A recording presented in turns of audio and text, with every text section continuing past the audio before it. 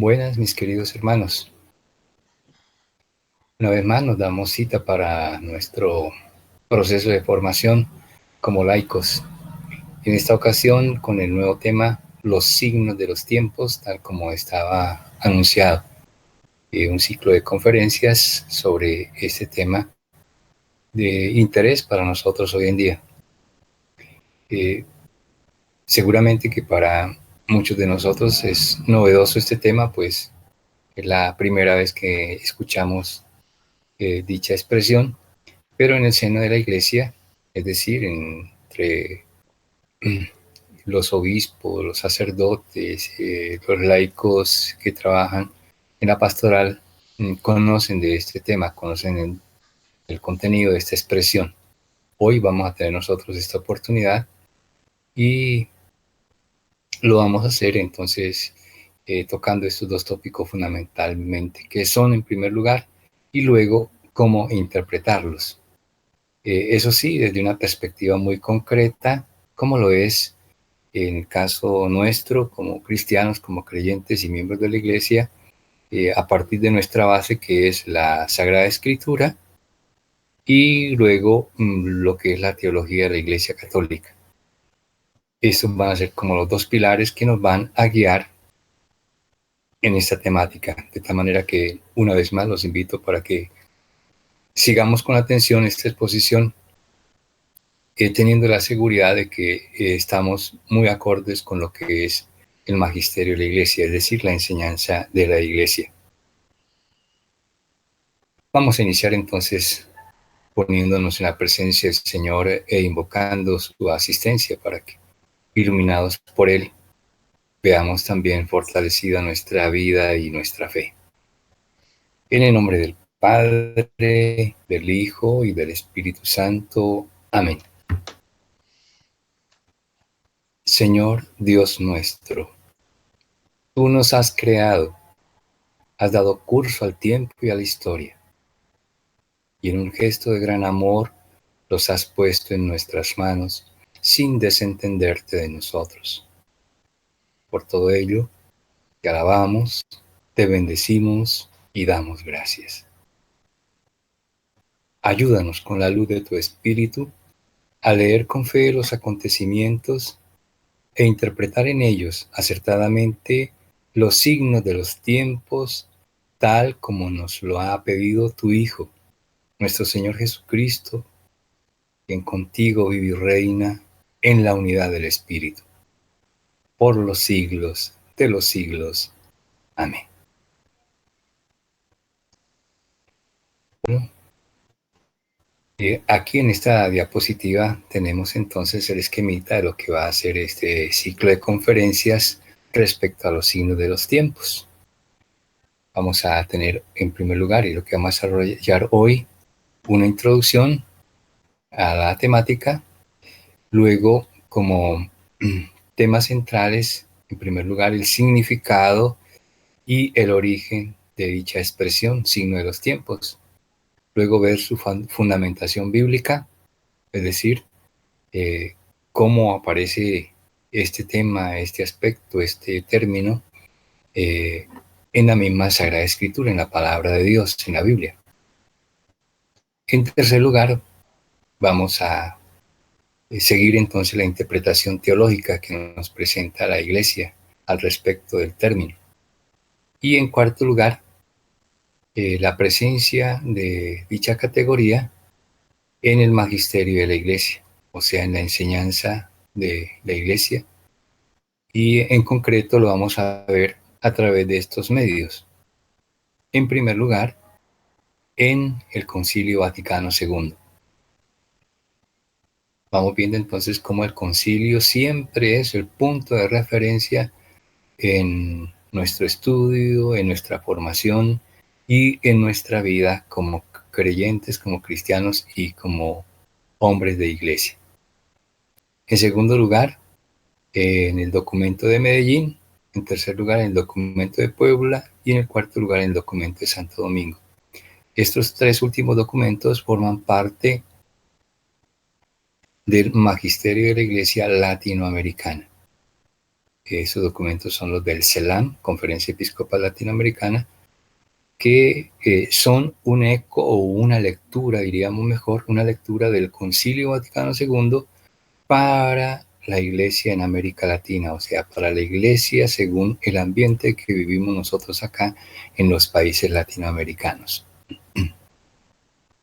Y finalmente, después de haber hecho todo este proceso, entonces vamos a llegar a esto, a tomar conciencia de, perdón, cómo es que se deben interpretar los llamados signos de los tiempos.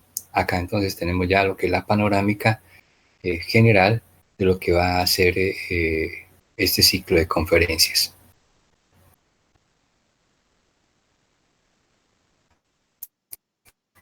Bien, abordando entonces ya el tema, vamos a hacer o a poner como punto de referencia el momento culminante en que esta expresión toma fuerza. Y esto lo es cuando aparece en labios del mismo Jesús.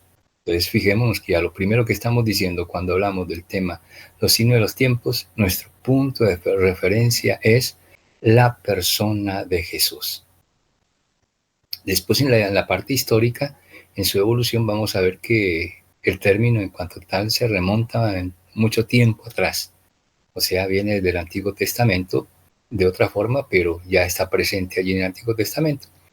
Pero en la manera como nosotros tratamos hoy en día es a partir de este momento en que Jesús toma la expresión y la dice en determinadas circunstancias.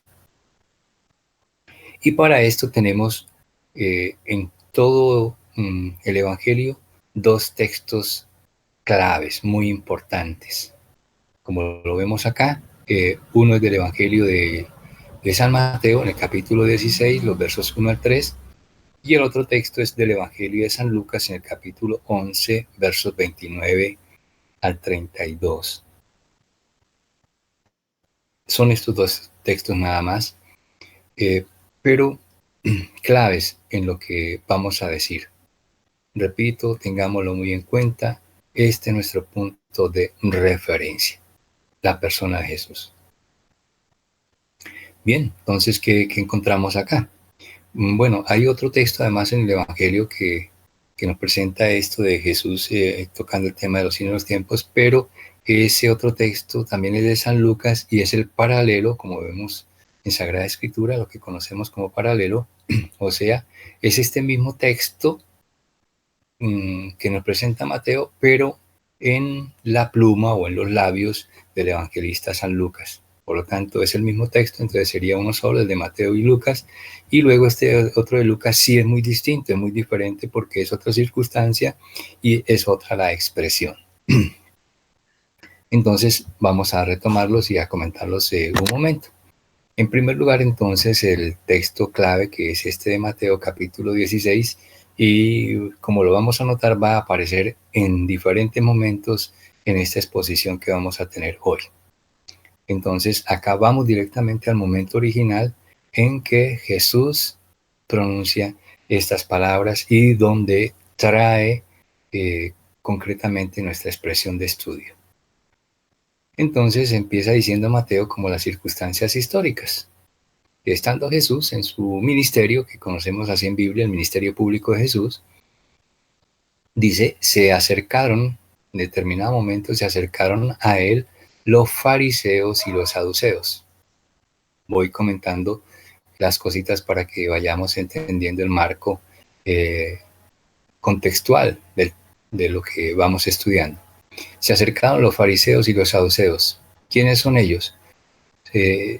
Son dos grupos, uno los fariseos, otro los saduceos, son dos grupos religiosos dentro del pueblo judío.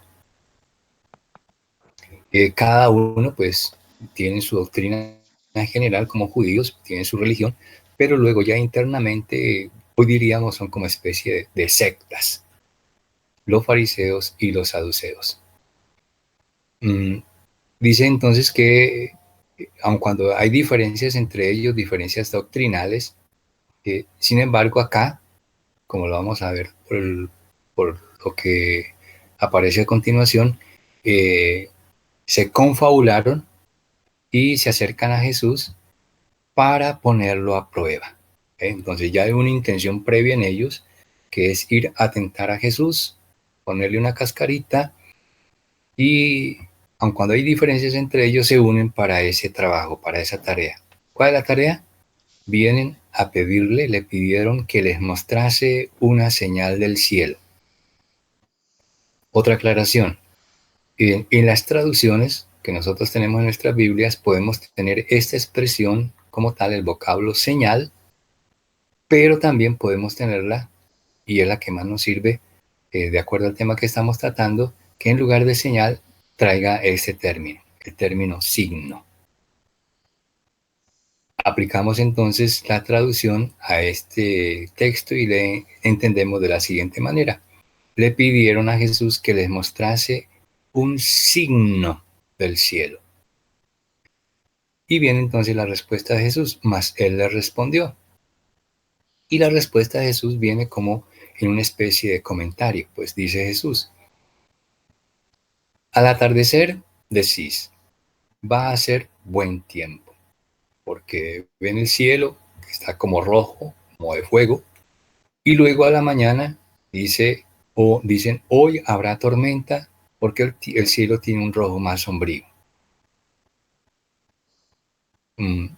Es un poquito como la experiencia que también nosotros tenemos, ¿sí? Cuando nos ponemos eso a interpretar cómo va a estar el día, qué puede suceder, ¿sí? Si va a ser calor, si va a ser frío, si va a llover, incluso hasta predecimos en ocasiones que hasta puede temblar. Y que en la mayoría de los casos nos mostramos muy acertados. Entonces, por eso viene la sentencia final de Jesús, que a continuación dice: pues sabéis discernir, o sea, sabéis interpretar el aspecto del cielo y no podéis discernir las señales, vean acá, los signos de los tiempos. Esto que suena como una réplica contestataria de parte de Jesús, para nosotros se nos convierte en un reto. El Señor nos está retando, ¿sí? Si sabemos interpretar el tiempo, ¿por qué no somos capaces, por qué no tenemos la capacidad para discernir el sentido de la historia, el sentido de los acontecimientos? Eso es lo que nos trata de decir Jesús, y por lo tanto nos llama la atención y nos está pidiendo eso. Disciernan, ¿sí? Estudien, analicen los tiempos y descubran cuál es el gran signo que hay de parte de Dios para ustedes, para el mundo. Ese es el llamado que está haciendo Jesús, ¿ve? Y aquí, como les decía, este es el punto inicial de lo que hoy por hoy conocemos y manejamos como los signos de los tiempos. Poco a poco iremos profundizando entonces y metiéndonos en el sentido de la expresión, qué es lo que queremos. Por ahora tenemos entonces la constatación de dónde viene esta expresión. Como vamos a ver, vuelvo a repetir, viene mucho antes, pero en el sentido en que hoy por hoy lo tratamos, parte de este momento histórico acá que nos presenta el evangelista Mateo en el capítulo 16. Y les decía que el otro texto es ya de San Lucas en otras circunstancias, con otros ingredientes, pero haciendo alusión a la misma categoría, signo de los tiempos. Y entonces nos dice San Lucas que en otra ocasión, cuando en torno a Jesús se había reunido nuevamente la gente, Jesús comenzó a decir, entonces su ministerio está enseñando. Decía Jesús, y aquí es el tema que nos interesa, el que vamos a encontrar. Esta generación es una generación malvada, pues pide una señal, pide un signo, como lo estaban haciendo aquí los fariseos y los saduceos en la versión de Mateo, pero aquí Jesús lo hace más general. La gente pide un signo y la respuesta de Jesús. Jesús se ha venido negando a los signos. Ya en varias ocasiones, si leemos con atención los evangelios, Algunos se acercan a Jesús con esa intención, pidiéndole signos y le reclaman: haznos los signos que sabemos que hace en otros lugares. Nos hemos enterado que en otras partes hace los signos. ¿Por qué no los hace aquí entre nosotros? Y le reclaman y le exigen. Entonces, ante esas circunstancias, viene la respuesta de Jesús. Y entonces dice Jesús: generación malvada que pide un signo, entonces le da la respuesta. Se les va a dar un signo, pero un único signo. No se le hará otra señal que la señal de Jonás. Y entonces aquí ya advierte Jesús que va a haber un signo, pero fijémonos que ya esta expresión que está en labios de Jesús, el mismo Jesús nos rebota al Antiguo Testamento. Pues lo que él está diciendo cuando dice la señal de Jonás, ¿sí? Nosotros necesitamos en la Sagrada Escritura hacerle exégesis a la expresión, o sea, estudiar qué significa esa expresión del signo de Jonás y de dónde viene. Entonces es estudiar toda la Biblia. Pero los judíos aquí en el momento que conocen muy bien la Sagrada Escritura, o sea, la Torá, para ellos, el Antiguo Testamento, sabían a qué se estaba refiriendo Jesús. Entonces, a la historia que nosotros conocemos ya como historia y como leyenda sobre Jonás. Rápidamente recordemos esa historia. Jonás es parte del pueblo judío. Un día el Señor se le presenta, Dios se le presenta y le dice: bueno, Jonás, te necesito para una misión. Vas a ir a Nínive a predicar mi mensaje y que invite a la conversión. Porque Nínive tenía fama en ese momento, en ese entonces, tenía fama de pues, ser una gran capital, pero también una capital de mucho desorden moral y social. Entonces, el Señor quiere enviarles a un profeta para que se motive hacia la conversión. Y entonces Jonás se niega a esa misión. Pero metiéndonos un poquito en el sentido de esa negación de Jonás, en el por qué Jonás se le niega a Dios, es importante entender las razones y nosotros en su posición haríamos lo mismo. ¿Por qué? Porque Jonás dice: bueno, pero ¿cómo puedo yo entender esto? Esto no puede ser posible, ni lo puedo yo cumplir, porque sería ir a predicarle primero a un pueblo pagano, porque Nínive es la capital de Babilonia y son pueblos paganos, tienen otras divinidades y luego han rechazado siempre a Yahvé, el único Dios. Entonces dice Jonás: ¿qué voy yo a hacer allá? ¿Qué tengo que hacer yo allá? Y en segundo lugar, otra razón muy humana de tipo social y político, Babilonia es la capital es el imperio, y Nínive es su capital del imperio que los está dominando. Y en este contexto, pues, es el enemigo. Para Jonás, entonces, es irle a anunciar la palabra de salvación de parte de Dios para el pueblo, no solamente pagano, sino el pueblo enemigo. Eso no cabe, eso no lo entiende un ser humano.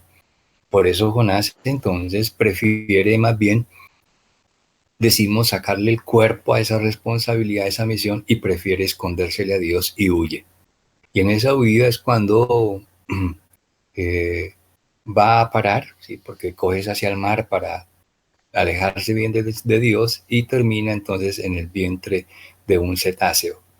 La leyenda ha pasado a hablar de una ballena, pero el texto sí, cuando vamos a leer el texto en el Antiguo Testamento, nunca se nos dice una ballena, sino simplemente un cetáceo, o sea, un gran pez.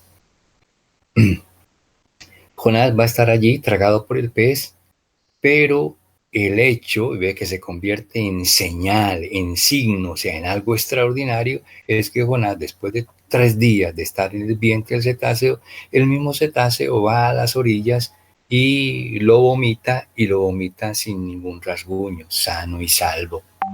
Jonás vuelve a la vida, recobra su vida. Ese es el gran signo, el hecho que Jesús coloca como signo para los judíos. Y que los judíos, Jesús está invitando a que sepan, a que ciernan, a que interpreten analicen esos hechos y descubren el mensaje. Entonces aquí el reto es ese. Cuando Jesús plantea estas situaciones, bueno, yo les doy el signo de Jonás, interprétenlo. El judío que conoce las escrituras debe entender claro, debe entender con claridad qué es lo que Jesús está diciendo y a qué se está refiriendo. ¿A qué se está refiriendo Jesús? Lógico, esto lo van a entender después de que vengan los acontecimientos. ¿Cuáles son los acontecimientos? Que aquí están como formulados misteriosamente por Jesús, pues se trata de su muerte y su resurrección.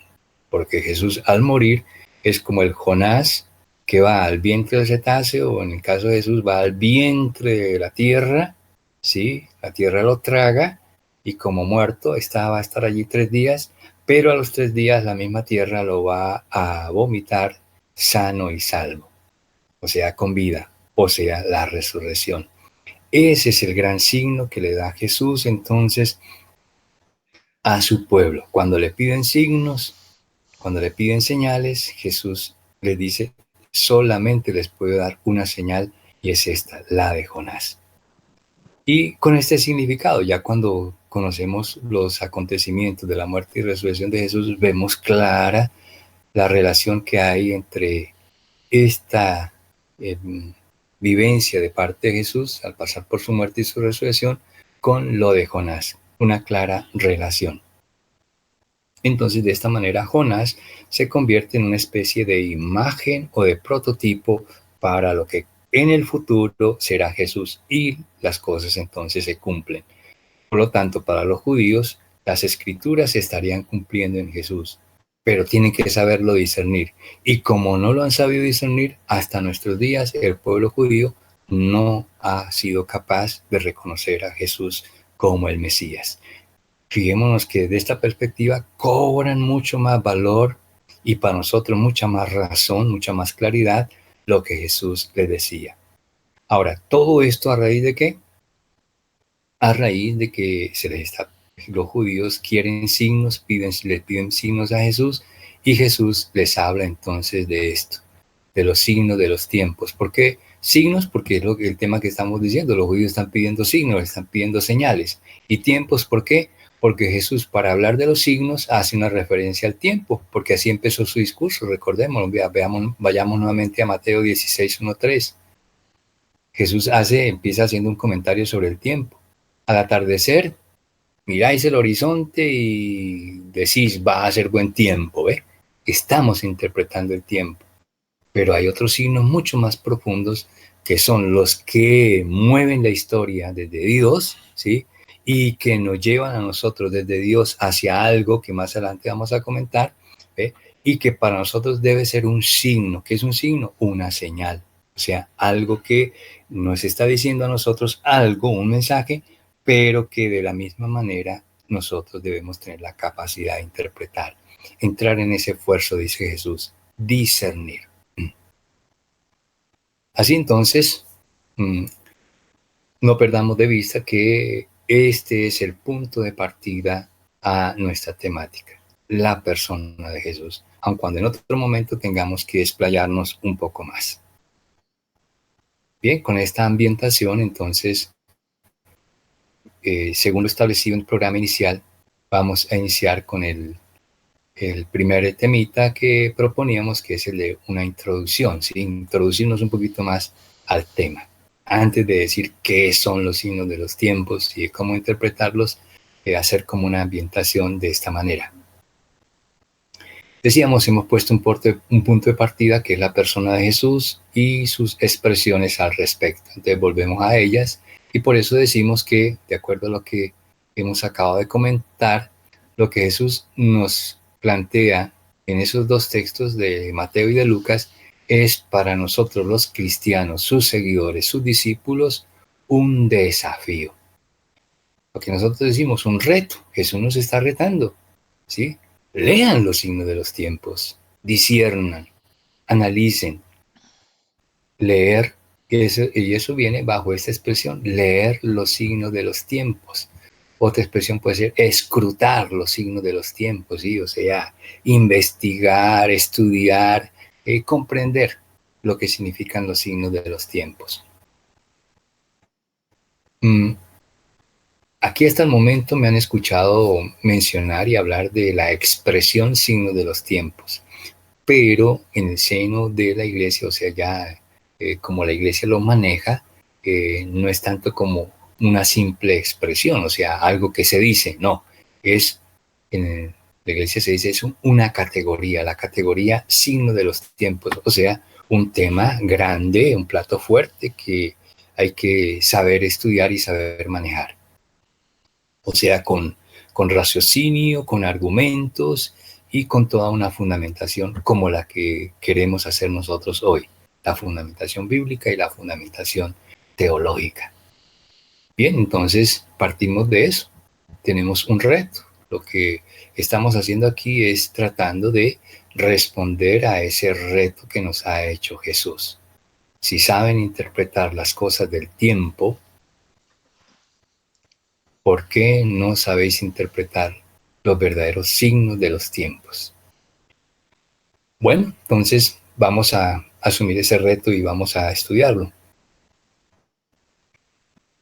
¿Qué significa para nosotros entonces, o qué empieza a significar para nosotros la categoría signo de los tiempos y leer los signos de los tiempos? Decimos acá entonces que es mirar cada acontecimiento de nuestra vida, ¿eh? Atención, mirar cada acontecimiento de nuestra vida, o sea, todo aquello que nos pasa, ya sea a nivel personal, a nivel familiar, a nivel comunitario, a nivel mundial, ¿eh? Cada acontecimiento de nuestra vida y preguntarnos qué nos está diciendo Dios a través de ese suceso. Eso es leer, eso es discernir, eso es interpretar. Y ahí vamos a descubrir entonces signos, o sea, señales, manifestaciones de Dios a través del tiempo.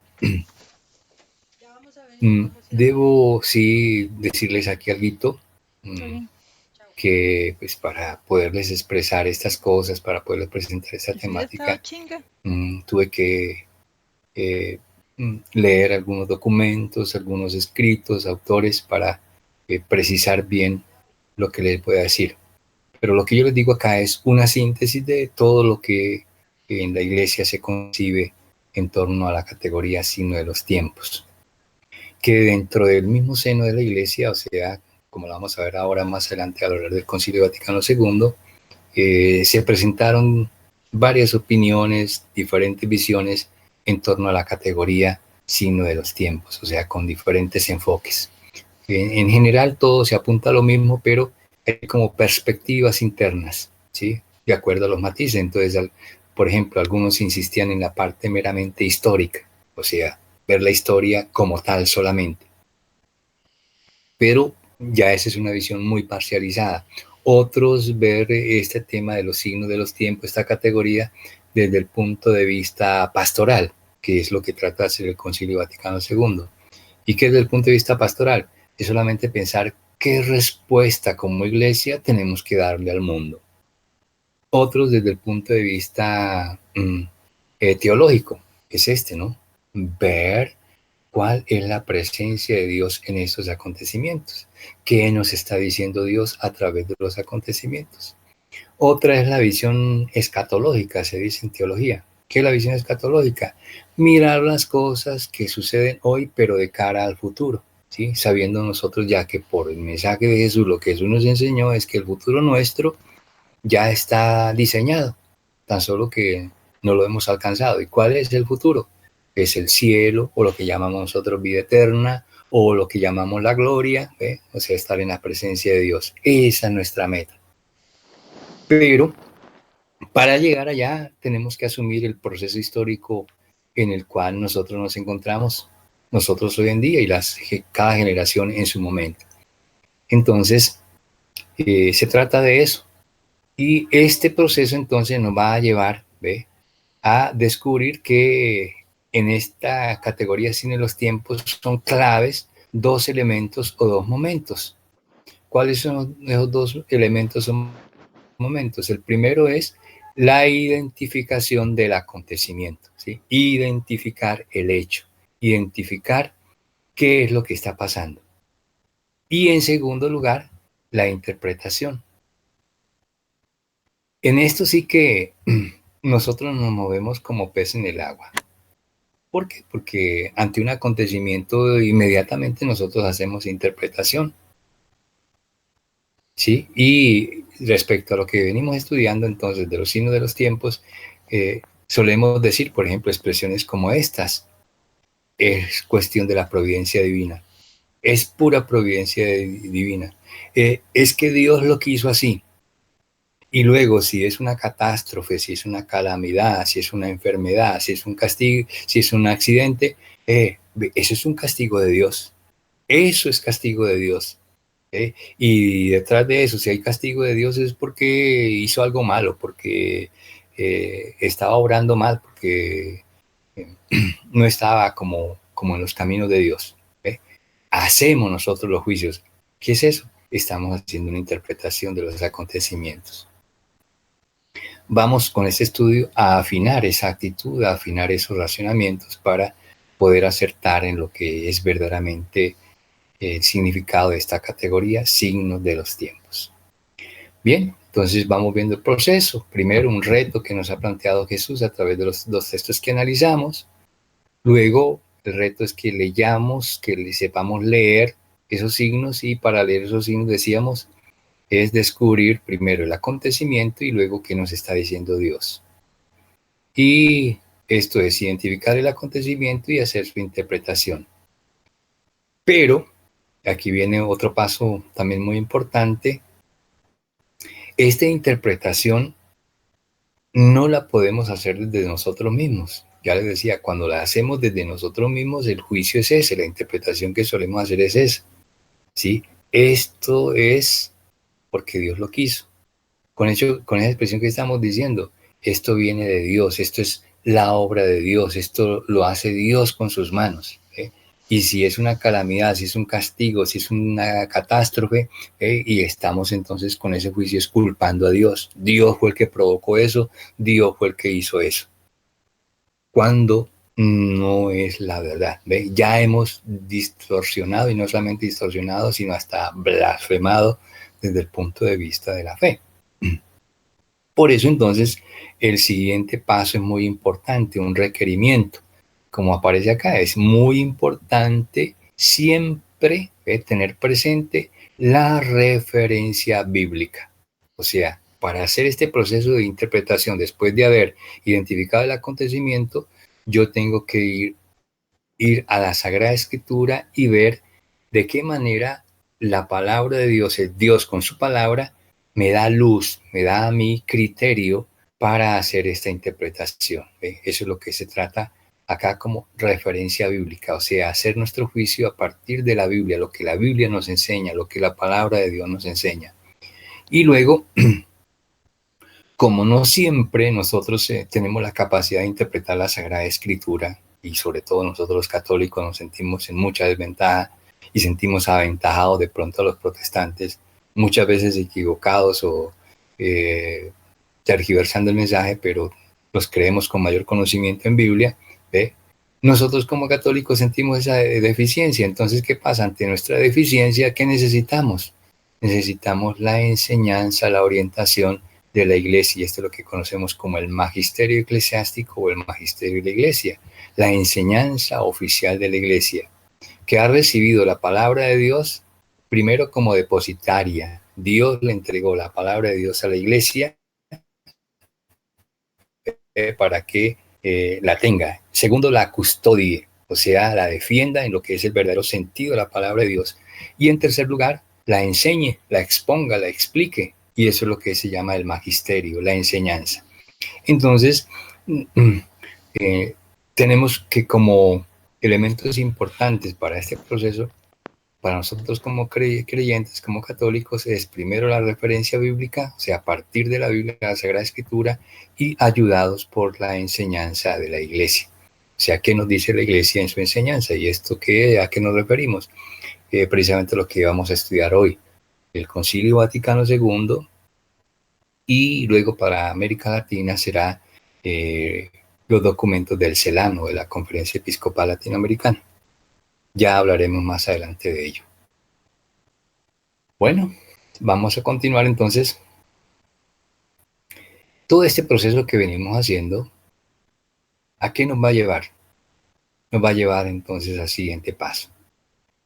Comprender, que era lo que queríamos, era nuestra pretensión inicial, comprender finalmente dos cosas. Aquí vamos a empezar a clarificar esto del sentido de los signos de los tiempos. Y es, en primer lugar, comprender que Dios no es la causa eficiente de los acontecimientos. Esto, en un lenguaje mucho más nuestro, es llegar a comprender que Dios no es el que provoca las cosas que pasan en el mundo. O, dicho todavía de otra manera, las cosas que pasan en el mundo no son culpa de Dios. Porque con nuestros juicios es lo que estamos diciendo. No hemos caído en cuenta que es lo que estamos diciendo, que es que cuando yo hago ese tipo de juicio es que Dios lo quiere, Dios lo hizo así, es voluntad de Él, lo hizo Él, todo eso está pasando es porque Él lo mandó, porque Él lo hizo. Y les digo, eso está equivocado, eso es errado, Dios no obra de esa manera. Por lo menos el Dios que nos manifiesta la Biblia, que se nos revela en la Biblia y cuya máxima revelación es Jesucristo, Jesús nunca nos presenta un Dios así.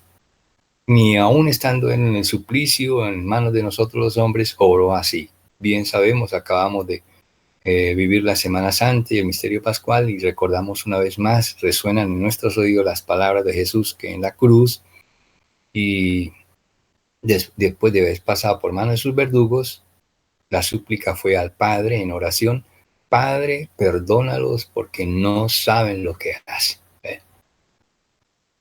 Entonces, que podamos nosotros entender eso, dice aquí la primera conclusión, comprender, después de todo este estudio, primero, que Dios no es el causante de estas cosas que pasan en el mundo. De lo que pasa en el mundo, Dios no es la causa. Y segunda enseñanza, y aquí sí viene esa participación de Dios, pero de qué manera, algo muy sutil es descubrir y comprender cómo Dios sí nos va a hablar a través de esos acontecimientos. ¿Ve? Dios no ha provocado los acontecimientos, pero sí aprovecha esos acontecimientos que tiene otras causas, o sea, otro origen distinto a Él, pero que sí a través de esos acontecimientos Él nos puede estar hablando, Él nos puede estar transmitiendo un mensaje, y ese mensaje es el que nosotros tenemos que descubrir. Ese es el punto al cual quiere llegar esta categoría de los signos de los tiempos, y luego el mandato de Jesús: discernid los signos de los tiempos. Es descubrir precisamente esto. En una palabra, descubrir lo que nosotros muy románticamente decimos el dedo de Dios. ¿Eh? ¿En qué aparece el dedo de Dios? ¿En qué pone Dios su dedo? ¿En qué pone Dios su mano? O también escuchar la voz de Dios. Y son expresiones que también nosotros utilizamos, ¿no? Es que Dios nos dice esto, Dios nos está diciendo esto. Muy diferente a decir Dios nos está castigando o Dios los castigó por esto y haciendo nuestros propios juicios y haciendo nuestros juicios en nombre de Dios. No sé si me estoy haciendo entender, si las cosas van siendo claras. Por eso decía en un principio que esta temática no es tampoco muy fácil de tratarla. Es un poquito compleja, que en el seno de la misma iglesia hasta opiniones diferentes se han presentado, pero que sin embargo todo apunta a la misma enseñanza. Y vamos descubriendo entonces qué es. Tener muy claro, decíamos acá, dos cosas. Primero, Dios no es la causa de todo lo que pasa en el mundo. Y segundo, que sin embargo, sin ser la causa, sin él provocar esos acontecimientos, sí, a través de los acontecimientos nos puede estar hablando. O de hecho nos está hablando, nos está transmitiendo un mensaje, y que nosotros precisamente tenemos que discernir, ¿sí?, cuál es ese mensaje, descubrir cuál es el mensaje de Dios a través de esos acontecimientos. Y esto, decíamos, es muy bíblico. Por eso concluimos acá: este discernir el dedo de Dios en los acontecimientos diarios de su vida era para Israel el artífice de todo el Antiguo Testamento, era para ese pueblo, el pueblo de Israel, una forma muy importante de oración. En la oración ellos estudiaban cada cosa que les pasaba en la vida como pueblo y ahí descubrían esto, el dedo de Dios. ¿En qué momento aparecen esos acontecimientos del dedo de Dios? O sea, cómo Dios les está indicando algo, les está diciendo algo, entonces ya esa indicación se convierte en una voz, la voz de Dios. Y ese es en general el mensaje de todo el Antiguo Testamento, ¿sí? Descubrir cómo el pueblo de Israel vio en sus acontecimientos históricos de muchos años, de miles de años, cómo vio la presencia de Dios a través de eso. Y en algunos momentos, por su inmadurez en la fe, llegó también a creer eso y acusaba a Dios y con fe lo profesaban, que Dios los castigaba por eso, pero que imploraban su misericordia, o sea, culpaban a Dios. Pero poco a poco se fue madurando teológicamente esta relación, efecto, causa de los acontecimientos, y se llegó entonces a esa conclusión de que Dios, de alguna manera sí, es el Señor de la historia, dirige la historia, pero no es el causante de lo que en el mundo pase. Habrán otras respuestas, habrán otros responsables y habrá pues entonces que descubrir en cada acontecimiento cuál es el responsable o qué fue lo que ocasionó dicha tragedia o dicho accidente. Y se llegará a la conclusión que es algo diferente a Dios. Bien, esto como manera de introducción y de ambientación hacia lo que queremos, entender qué es los signos de los tiempos y luego su interpretación. Entonces, prosiguiendo, nos encontramos ahora con esta diapositiva que tenemos acá. Nos encontramos aquí a la izquierda. Como podemos ver, es la imagen de un libro. Y ese libro tiene por nombre, como aparece ahí, el Misal Romano. Un libro conocido con el nombre El Misal Romano. Este es el Misal Romano. ¿Qué es este libro? ¿Qué es el Misal Romano? Aquí para nosotros, y quizás hasta el momento lo desconocíamos, y en estos momentos aparece como un libro, pero veamos la naturaleza y la importancia de este libro llamado Misal Romano. En su formato exterior es ese, en su formato interior es algo parecido a lo que vamos a ver ahora a continuación. Ya el mismo libro ahora abierto, el Misal Romano. ¿Y qué es el Misal Romano? Es ese librito que nosotros siempre lo vemos pero lo ignoramos. Cuando estamos en la Eucaristía, en lo que comúnmente llamamos misa, ¿sí? Notamos que al sacerdote, cuando termina la homilía y se hace la profesión de fe y las peticiones, el sacerdote se dirige al altar a preparar el altar para la parte eucarística y los acólitos le acercan, además del pan y el vino y el agua para el lavatorio de las manos, le acercan un ambón, un atril con un libro. ¿Cuál es ese libro? Es este, que lleva por nombre, ¿cuál es? Exacto, el Misal Romano. Le pasan este libro. ¿Y qué contiene el Misal? Este libro, en síntesis, contiene lo que el sacerdote hace en una misa. Toda la misa está aquí. Lo único que no está es la predicación, pero todo lo demás está acá, las oraciones. Pero como los tiempos litúrgicos son diferentes, entonces las oraciones van cambiando. Todos los días no se hace la misma oración, todos los domingos no es la misma oración. Y entre las oraciones de la misa, después de que el padre o el sacerdote ha hecho la presentación de las ofrendas del pan y el vino, empieza una serie de oraciones que se conocen con el nombre de lo que aquí está como título. Esa parte o esa sesión de la Eucaristía se llama la plegaria eucarística. La plegaria eucarística. Que si nos fijamos acá en la fotografía interna del Misal Romano, ¿ve? Aquí empieza esa página con, vean el titulito acá, plegaria eucarística. Ahora, respecto a la plegaria eucarística, Discúlpenme que aquí aterricé en el tema litúrgico y me metí nuevamente en cuestiones litúrgicas. Precisamente la semana anterior, cuando terminábamos el curso sobre los salmos, el libro de los salmos, terminábamos haciendo alusión a que nos hacía falta conocimientos litúrgicos, que nos estaba haciendo falta un curso de liturgia.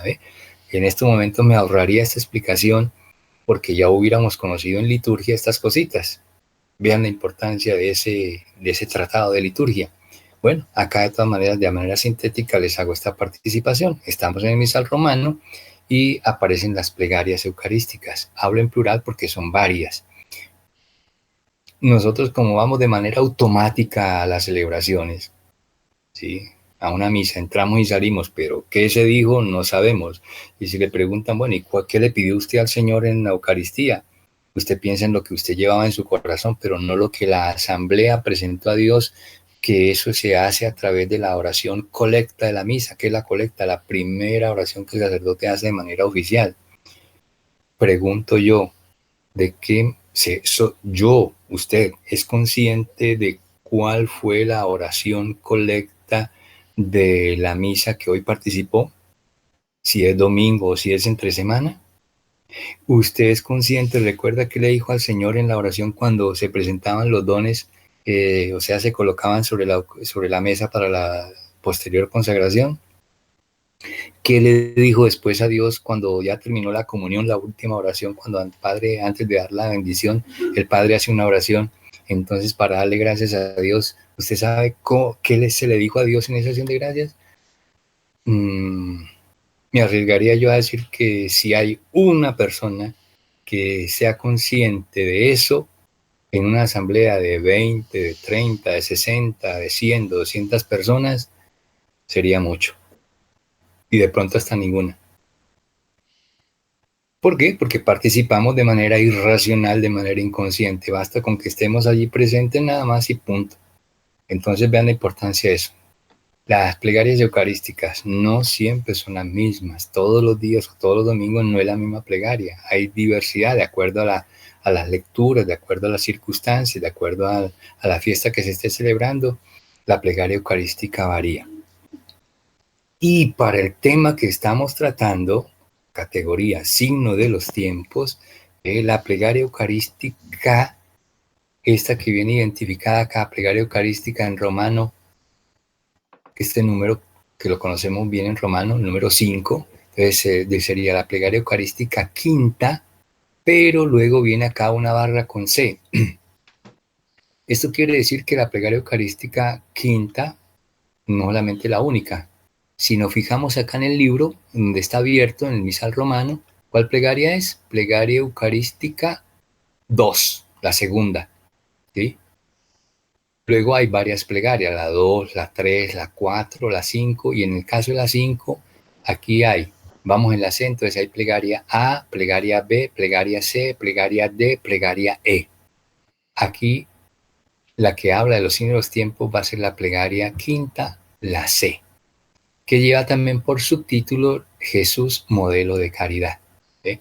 Y es esta oración cuando el sacerdote empieza: el Señor esté con vosotros y con tu espíritu. Levantemos el corazón, lo tenemos levantado hacia el Señor. Demos gracias al Señor nuestro Dios, es justo y necesario. Y empieza la plegaria eucarística.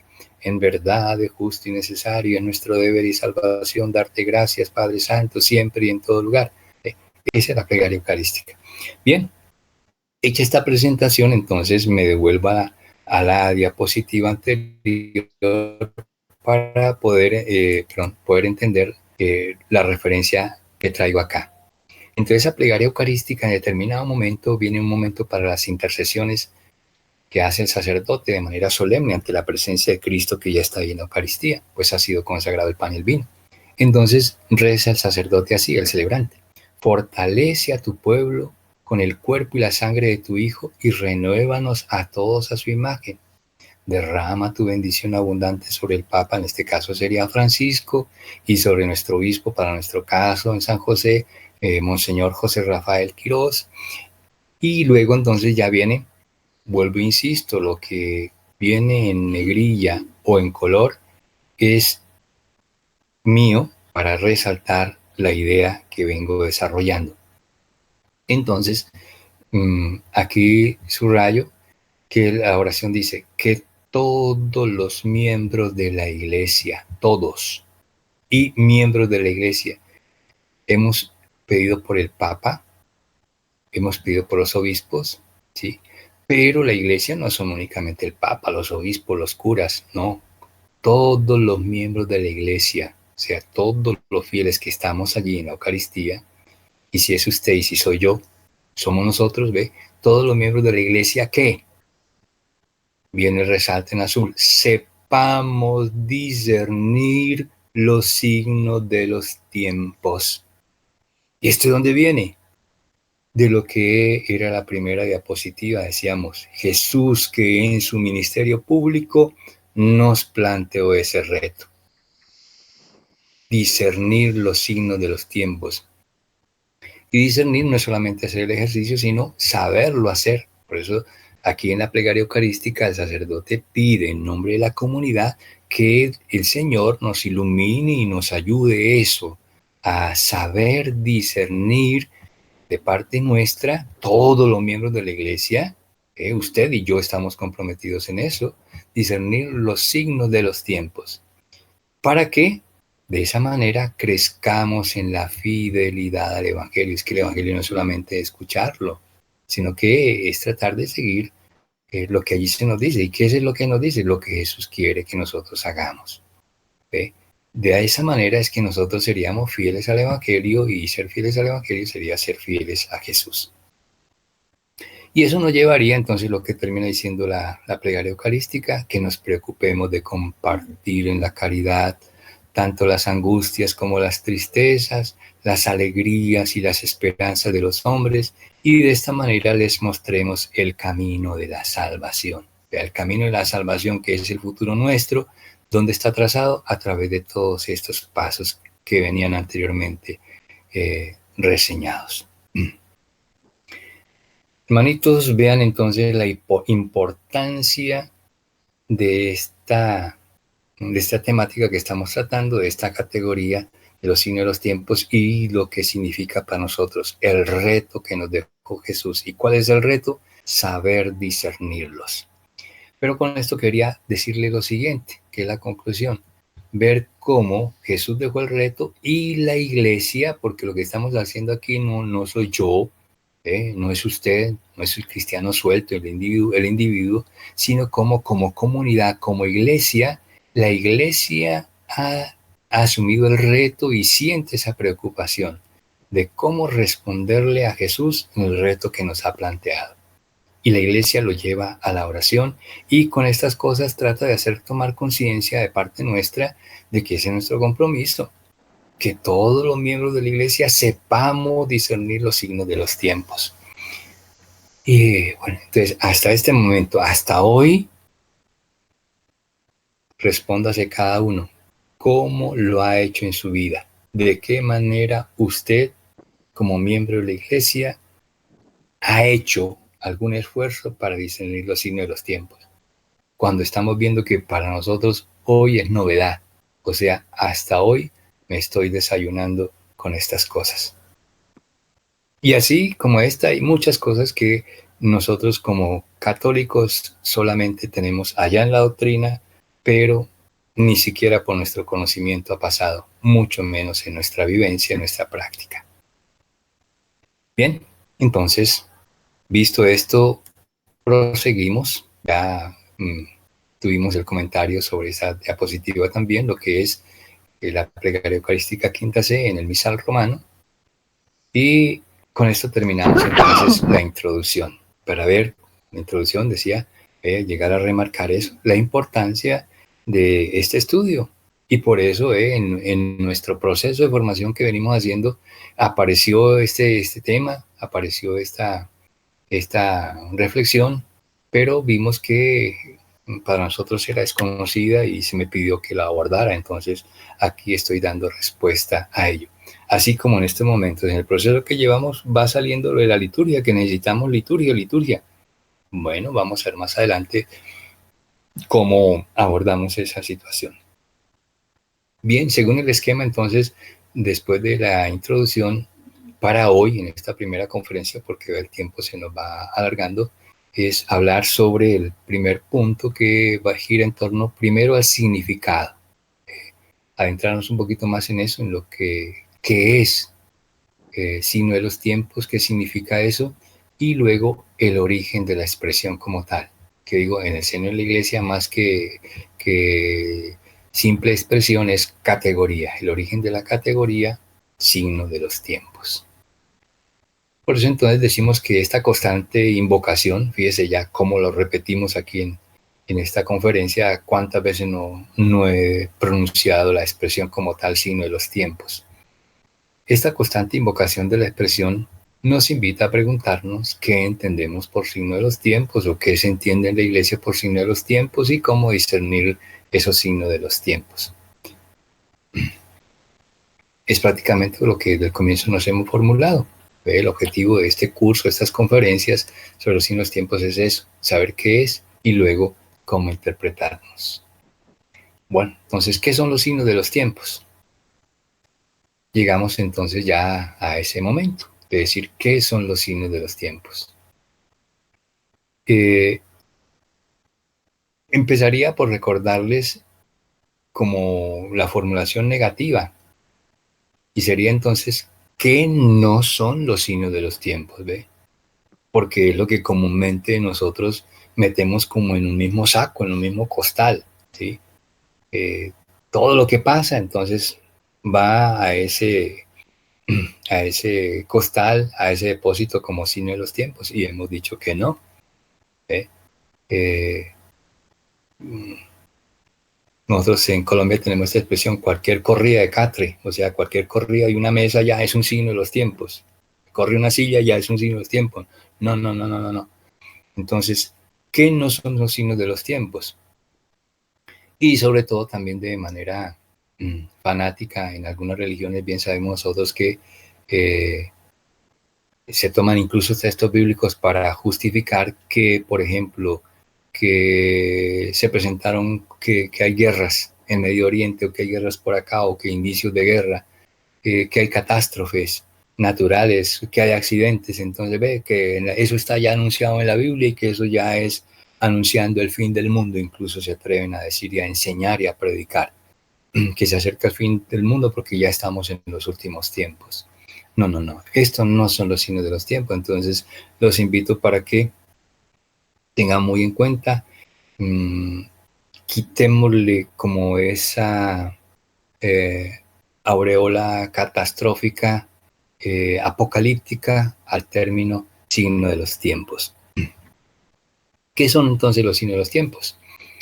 Definirlo, les decía nuevamente, no es fácil, no hay una definición única que en el seno mismo de la iglesia, como lo vamos a ver nuevamente, lo digo ahora cuando hablemos del Concilio Vaticano II, también se presentaron algunas divergencias, sobre todo en la formulación y en los términos, pero en sí, en general, la idea sí apuntaba a un mismo objetivo. Que viene expresada precisamente en lo que vengo acá. Aquí recojo una de las tres diferentes concepciones que tomaron fuerza dentro del Concilio Vaticano II. Y es esta. Los signos de los tiempos, atención, estamos entonces respondiendo a la pregunta, ¿qué son? Los signos de los tiempos son los fenómenos, y vienen comillas porque eso es del concilio, son los fenómenos que por su generalización, entonces, atención, cada uno de los términos son importantes, fenómenos, o sea, acontecimientos de gran envergadura, de mucha trascendencia, que por su generalización, o sea, no porque sucedieron aquí en San José, o porque sucedieron en Cartago, porque sucedieron en Nicaragua, entonces ya es un signo de los tiempos. No, son fenómenos que por su generalización, o sea, a nivel mundial, y luego por su frecuencia, no es que en este mes, que en esta semana, que en estos días o que en este año se presentó este fenómeno. No, eso no es signo de los tiempos. Es una frecuencia que, dice después, caracteriza a toda una época. Una época no son unos meses, ni siquiera son unos pocos años, no, son muchos, pero muchos años de fenómenos generales que se dan con mucha frecuencia, o sea, de manera permanente y caracterizan, marcan toda una época y a través de los cuales, de todos esos hechos, se expresan las necesidades y las aspiraciones de la humanidad en el tiempo presente en el cual se dan. Esta es una de las definiciones y como la más asequible para nosotros para tratar de entender lo que son los signos de los tiempos. Entonces, en ninguna manera está diciendo, son los terremotos, son las guerras, o en este momento diríamos es el COVID-19, el coronavirus, ¿no? Fenómenos que por generalización y frecuencia caracterizan una época y marcan entonces cuáles son las necesidades y las aspiraciones de la humanidad del momento presente. Quedémonos con esta definición entonces y poco a poco, a medida que vayamos viendo toda la fundamentación bíblica y luego la teológica, ya de manera individual vamos como creciendo en nuestro concepto sobre los signos de los tiempos. Vayamos entonces ahora a la segunda parte. Recordemos aquí en el título era primero el significado, lo acabamos de ver, qué son, y entonces ahora vamos a ir un poquito a la historia. ¿Cuál es el origen de la expresión como tal? Y cuando hablemos de origen, entonces nos metemos en la parte histórica, o sea, dónde nació y cuál es su proceso histórico hasta nuestros días. Hablando de este aspecto de los orígenes de la expresión como tal y su presencia, sobre todo en la iglesia, y para nosotros muy en concreto en América Latina, esta categoría, esta expresión tiene una fuerza muy particular y de aquí desde América Latina para la iglesia en el mundo también la marcó. Ya vamos a ver de qué manera. Bueno, entonces para empezar a responder a esta inquietud, a esta pregunta sobre los orígenes de la expresión, lo primero que debemos tener claro y muy seguro es este. El origen de la expresión es netamente bíblico. Esto no se dio en un simposio a nivel mundial, en una organización, en una ONG, en Naciones Unidas o en la ONU. No, el origen de la expresión como tal es bíblica. La expresión o la categoría signos de los tiempos. Pero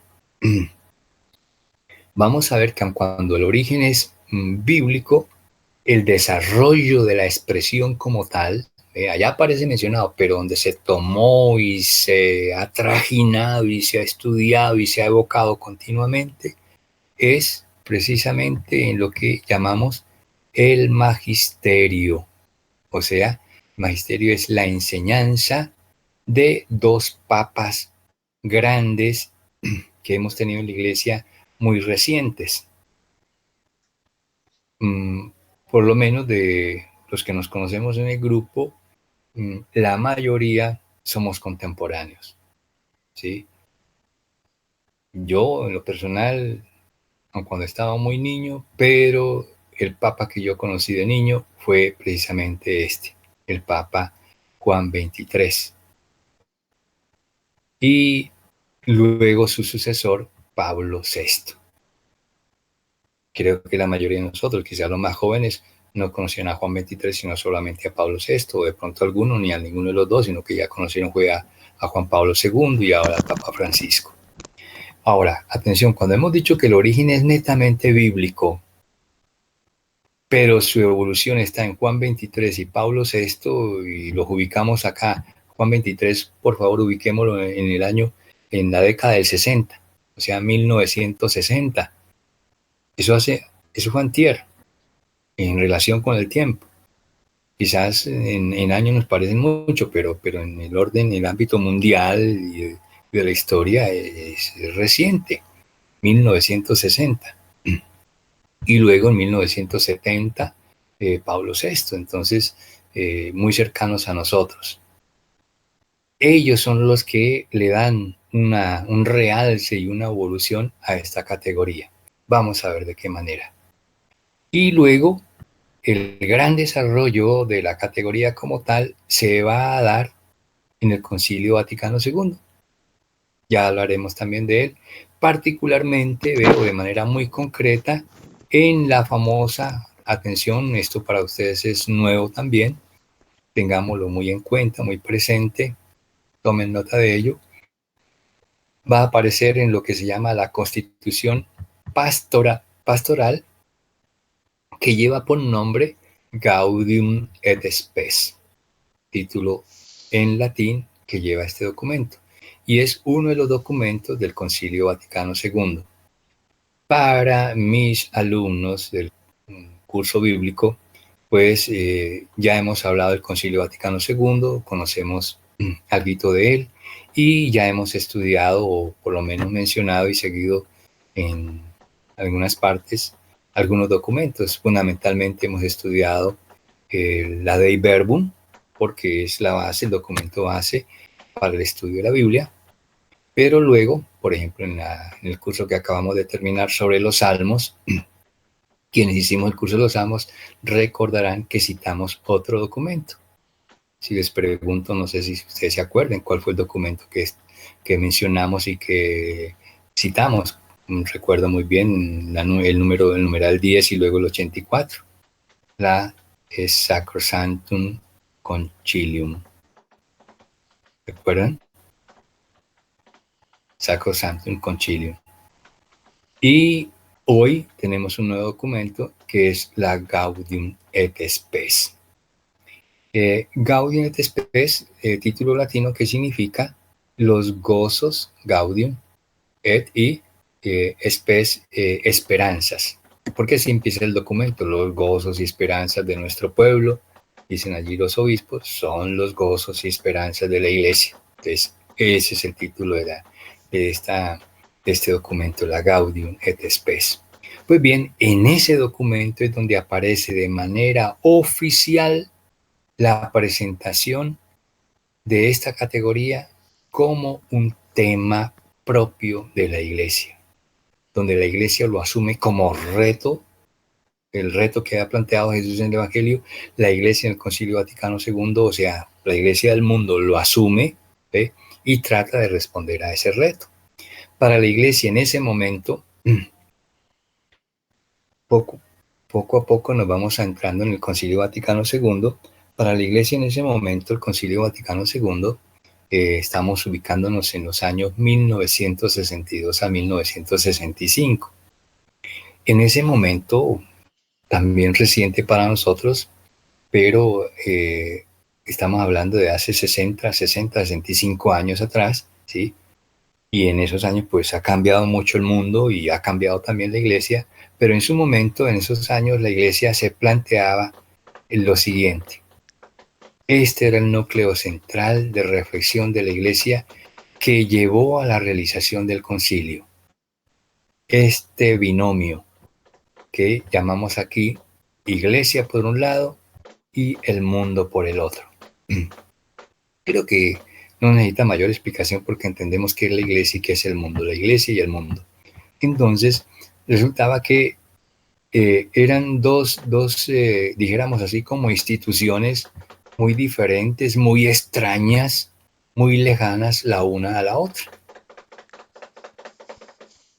En esos tiempos, en tiempos acá de la Gaudium et Spes, es que se veía que el mundo iba por un lado y bastante aventajado, le había cogido mucha ventaja a la iglesia y que la iglesia se había quedado muy retrasada, se había quedado muy atrás, muy anquilosada en su doctrina, en sus enseñanzas y que el mundo ya era otro, que la iglesia ya no tenía presencia en el mundo, no tenía valor, no tenía peso en el mundo.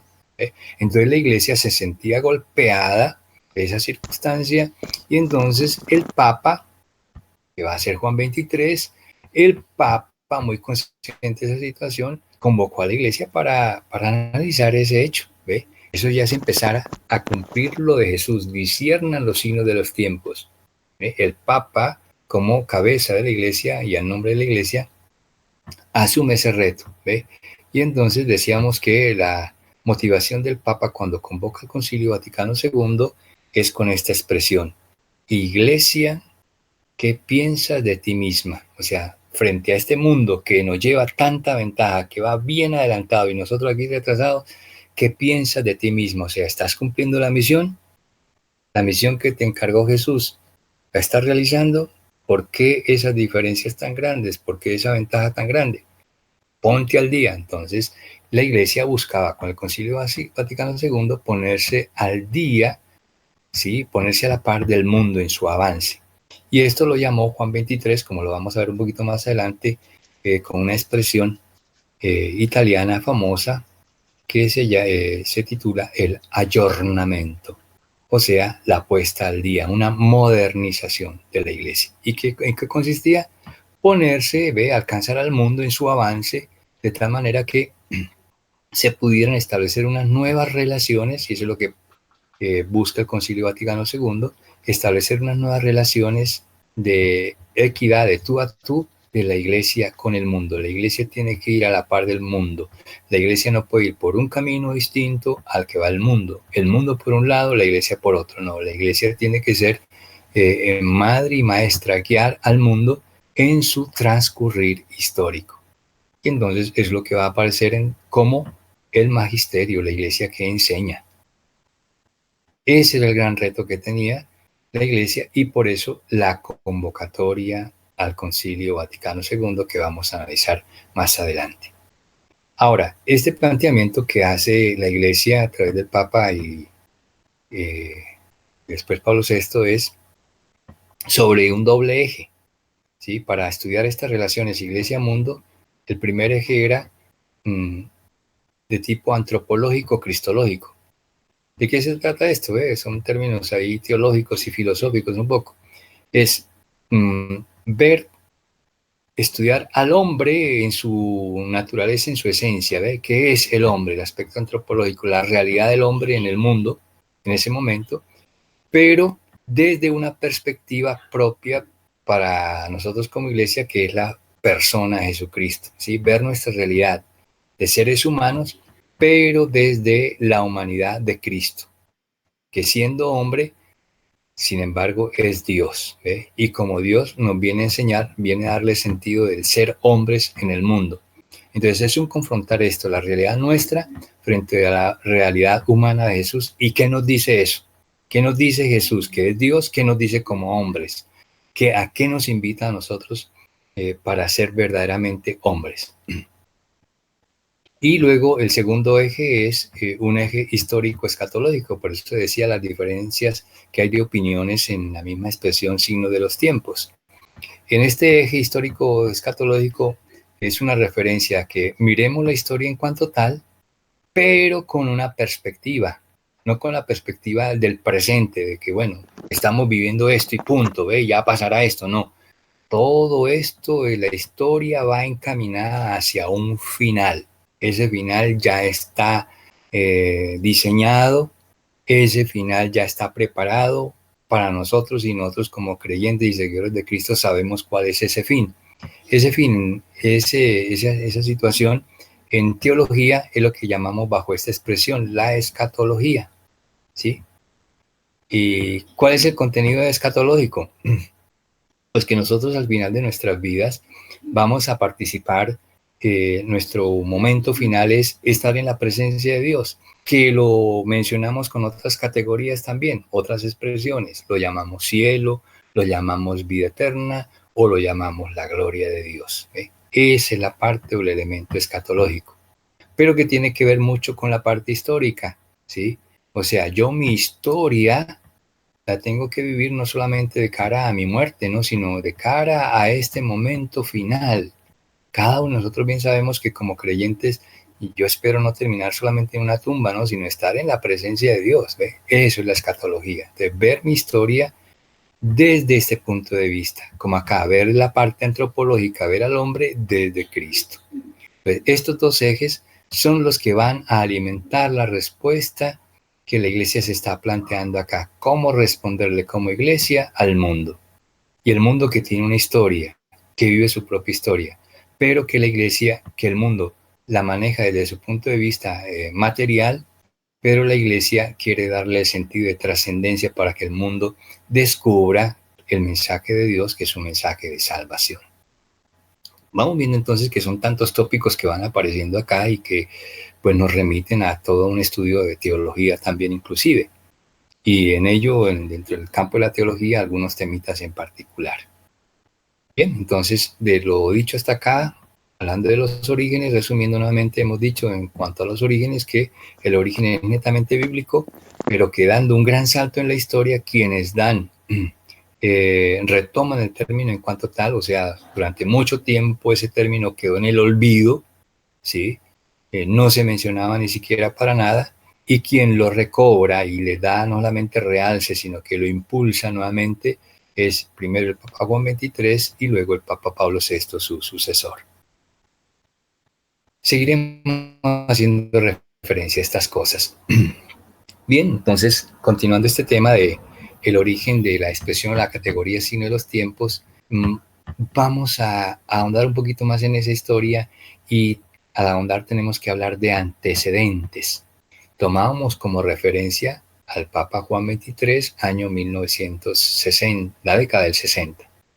Pero resulta que antes del Papa Juan XXIII, ¿sí? El Papa Pío XII, ahí sí ya el Papa Pío XII yo no lo conocí de niño, yo lo escuchaba así mencionar, porque acaba de ejercer su pontificado, pero no lo conocí, pero sí lo siento de todas maneras muy cercano, porque era muy latente su presencia, por lo menos ya histórica en la iglesia.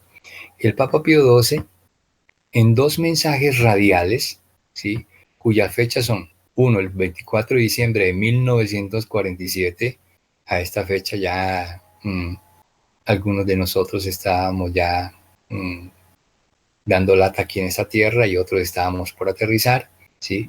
En 24 de diciembre de 1047 y 21 de abril de 1957, en esos dos mensajes el Papa Pío XII hizo una referencia, una alusión a la expresión como tal, o sea, la mencionó, pero simple mención, no la ahondó, no la explicó, no se aferró a ello. Será Juan XXIII, ¿ve? El Papa que se apropió de la categoría y la evolucionó, le recuperó en su valor, partiendo desde luego, decíamos, del origen bíblico. Y entonces aparece él en la parte ya de la teología dentro de la Iglesia Católica, aparece como el pionero, o sea, aquel personaje que le dio realce a la expresión. ¿Y en qué momento? Entonces volvemos nuevamente a este aspecto. Para hacer la convocatoria al Concilio Vaticano II, está citando para realizar el concilio en la convocatoria, entonces en el documento que él escribe, la carta que él escribe invitando, convocando al concilio, entonces es donde va a aparecer la expresión. Y traigo acá entre comillas el texto del Papa, ¿sí? Cuando él, citando para el Concilio Vaticano II, él decía, comillas, y en bastardilla, más aún siguiendo los consejos de Cristo el Señor, ¿a dónde nos estamos remontando? Al Evangelio, a la Biblia. Por eso decíamos, el origen en sentido es bíblico, que nos exhorta a reconocer los signos de los tiempos. Y citaba el Papa, partía precisamente del texto inicial nuestro que recordábamos, Mateo capítulo 16, el verso 3. Eso es lo que dice ese versículo. Y hace una referencia al momento que se estaba viviendo en el mundo y la iglesia en el mundo en ese entonces, en los años 1960. En medio de las tinieblas, hablaba el Papa de que en esos momentos en el mundo se vivía como en tinieblas. Y unas tinieblas tan sombrías, o sea, muy oscuras, muy tenebrosas. Sin embargo, dice, por una parte había ese ambiente, pero percibimos numerosos indicios, no pocos, numerosos, o sea, gran cantidad de indicios, ¿sí? de aspectos positivos que parecen auspiciar un tiempo mejor para la humanidad y para la iglesia. Y fíjese cómo se remarca aquí esa situación de diálogo mundo, que es la humanidad, y la iglesia. Esta expresión del Papa, donde aparece el tema de los signos de los tiempos, en este documento convocando al Concilio Vaticano II, se conoce bajo el nombre La Humane Salutis, cuya abreviatura es la H de Humane y la S de Salutis. Traducido al español, la salvación humana. Bula convocatoria al Concilio Vaticano del 25 de diciembre de 1961. Como les digo, es un tema muy cercano a nosotros. Bien, después del Papa Juan XXIII, que decimos, aparece en la historia como el pionero de lo que hoy nosotros conocemos como categoría signo de los tiempos, su sucesor, que es el Papa Pablo VI, ¿sí?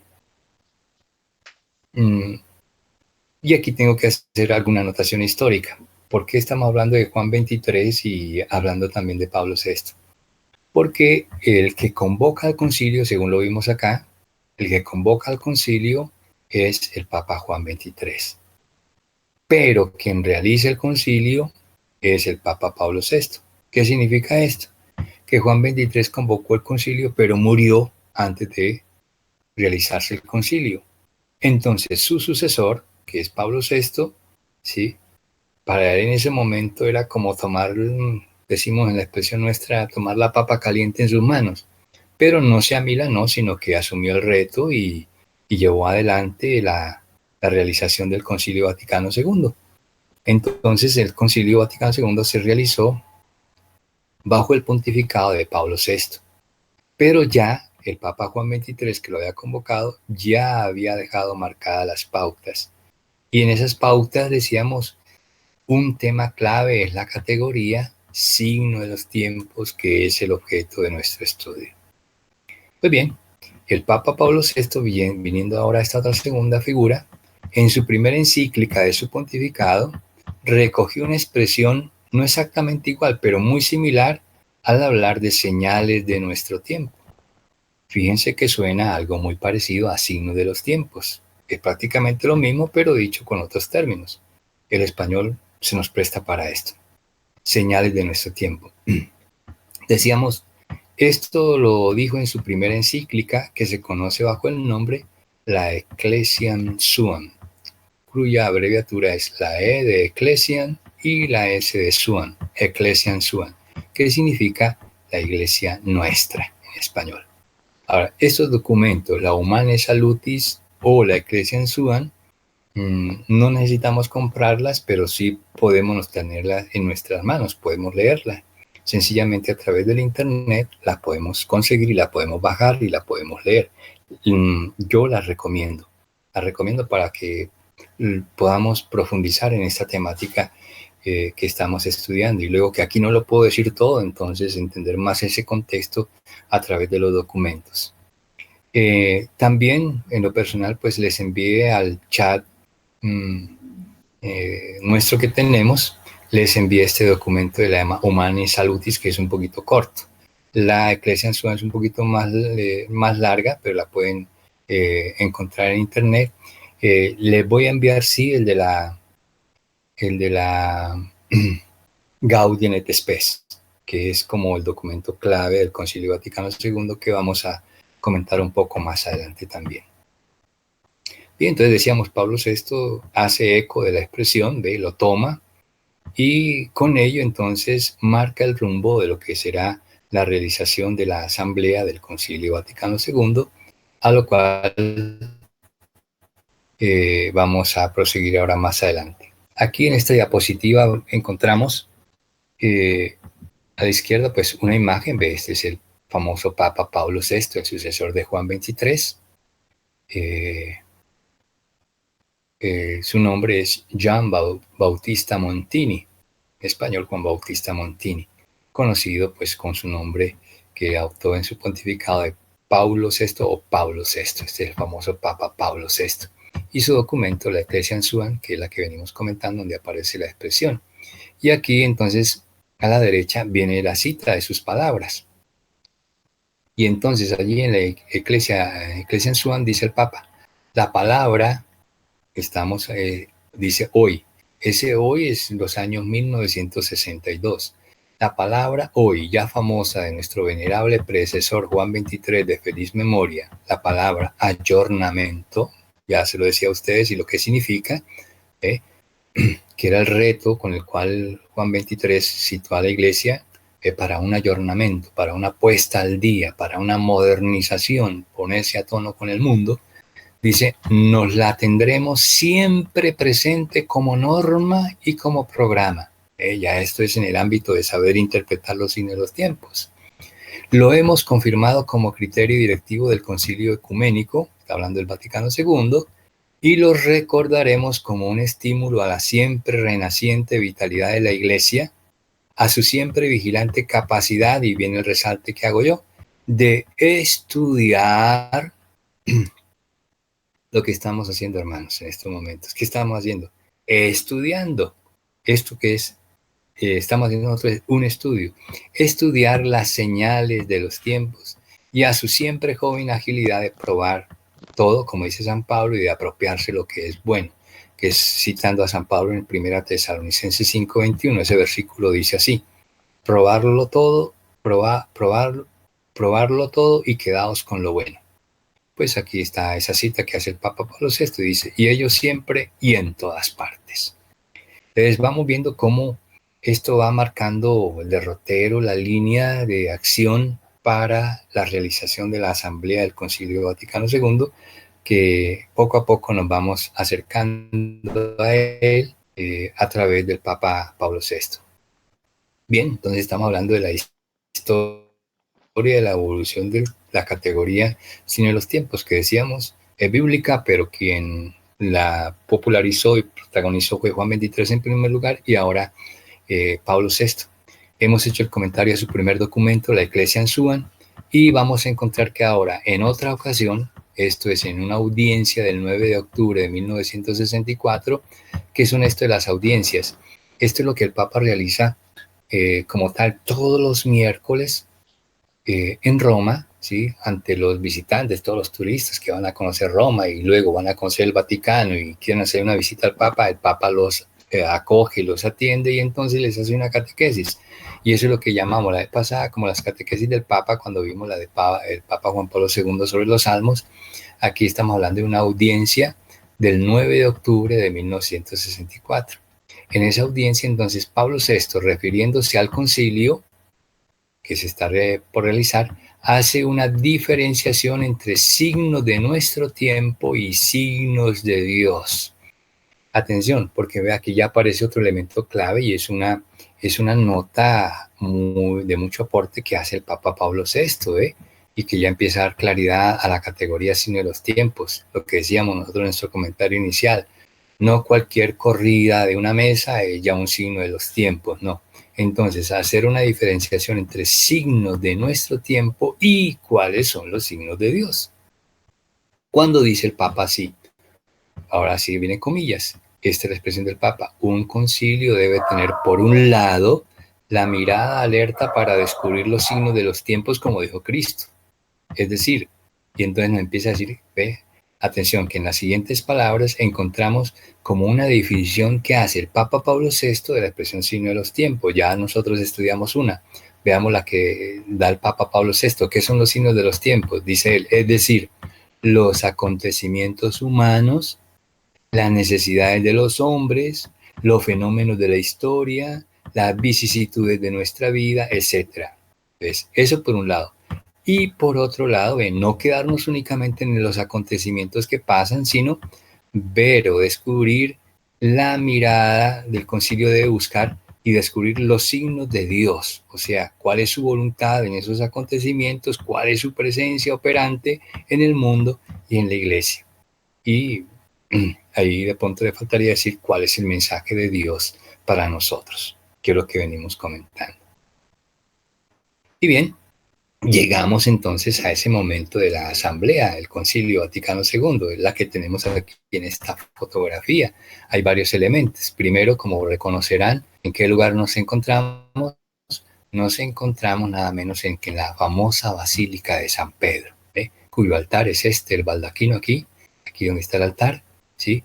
Y toda aquí toda esta parte donde están las sillas, tan solo que aquí está acomodada para la asamblea propia del concilio, que son de frente. Todos esos personajes que están acá son los cardenales, son los obispos, y luego los peritos, o sea, laicos que la iglesia en esos eventos invita como asesores para determinados temas y que son de gran prestancia en el mundo.